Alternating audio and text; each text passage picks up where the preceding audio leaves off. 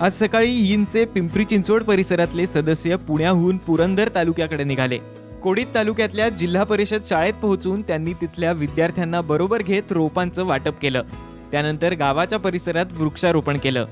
यीननं राबवलेल्या या उपक्रमाचं कौतुक इथल्या ग्रामस्थांनी केलंय।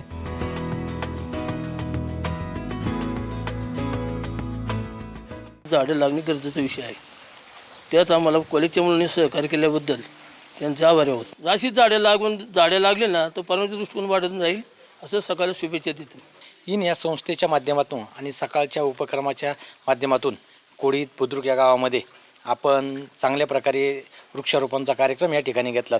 त्याबद्दल मी आपलं सर्वात प्रथमतः गावाच्या वतीने आभार मानतो। या उपक्रमाबद्दल विद्यार्थिनी आणि त्यांच्या शिक्षकाही खूप आनंदल्या। आपला परिसर जगवण्यासाठी, फुलवण्यासाठी वृक्षारोपण आणि त्याला यीनची साथ याचं कौतुक त्यांच्या डोळ्यात होतं।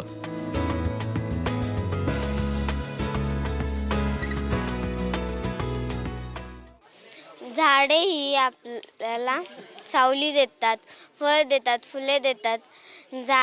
आज इथे जी प्राथमिक शाळेमध्ये झाडांचा एक जगवण्याचा ध्यास आहे, तो ध्यास पूर्ण करणार आहोत। झाडे आपण लावतो ती फक्त जगवण्यासाठी आणि ती आम्ही जगवणार। आज इथे वृक्षारोपण जिल्हा परिषद शाळा क्रमांक 1 आणि 2 येथे त्यांच्या वतीने वृक्षारोपण जे करण्यात आलं त्याला संपूर्ण युथ टीमने अतिशय चांगल्या प्रकारे सहकार्य केलं आणि आम्हाला प्रोत्साहित केलं। आमच्या छोट्या छोट्या चिमुकल्यांना वृक्ष जगवण्यासाठी, ते झाडं लावतायत आणि ते जगवण्यासाठी सर्वांना प्रोत्साहित केलं। तसेच सर्व ग्रामस्थ, सर्व ग्रामपंचायत सदस्य, सरपंच, जिल्हा परिषद सदस्य आणि सकाळचे पत्रकार हे सर्व उपस्थित राहून आम्हाला जे प्रोत्साहन दिलं त्याबद्दल आम्ही जिल्हा परिषद शाळेच्या वतीने धन्यवाद। वृक्षारोपणाचा कार्यक्रम केला आणि त्या झाडांचं संगोपन करण्याची जबाबदारी पूर्ण आमच्या जिल्हा परिषद शाळेने घेतलेली आहे आणि त्याला आज सगळ्या ह्या कार्यक्रमाला तुम्ही सगळ्यांनी प्रोत्साहन दिलं, वृक्षारोपण केलं।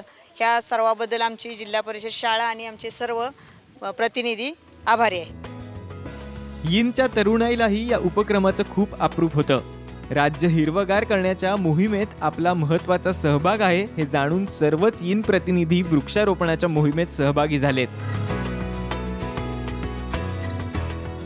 फक्त आमचा यीनचा उपक्रम हा फक्त 2 कोटी झाडवण्याचा नसून यीनच्या माध्यमातून पूर्ण वर्षभर आम्ही वेगवेगळ्या ॲक्टिव्हिटी करत असतो। सकाळ माध्यमातून डिलिव्हरिंग चेंज फाउंडेशनच्या माध्यमातून आम्ही वेगवेगळे उपक्रम करत असतो आणि त्यामधील ट्री प्लांटेशन हा एक महत्त्वाचा उद्देश असतो आमचा। आम्हाला खूप आनंद होत आहे की आम्हाला अशी संधी मिळाली झाडे लावण्याची आणि ह्या गावामध्ये तर भरपूर झाडं आहेत।